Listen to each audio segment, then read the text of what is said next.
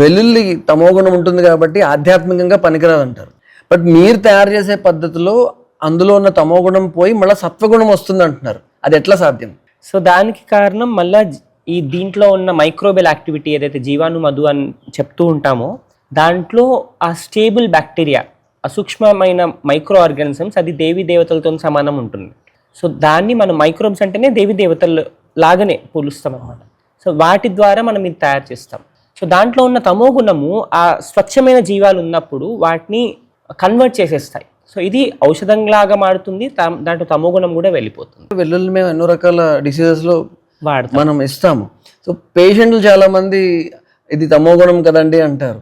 So ఇప్పుడు నేను ధైర్యంగా ఇది తమో గుణం ఏమి మీకు రాదు, హ్యాపీగా వాడుకోవచ్చు అని మెడిసిన్గా ఇవ్వచ్చు. మనం ఎనర్జీ టెస్ట్ చేసి కూడా చూపించచ్చు. ఇందులో ఎనర్జీ టెస్ట్ చేసి చూపించచ్చు, దాంట్లో సత్వగుణం ఉందా తమో గుణం ఉందా అని డౌజింగ్ చేసి చూపించచ్చు.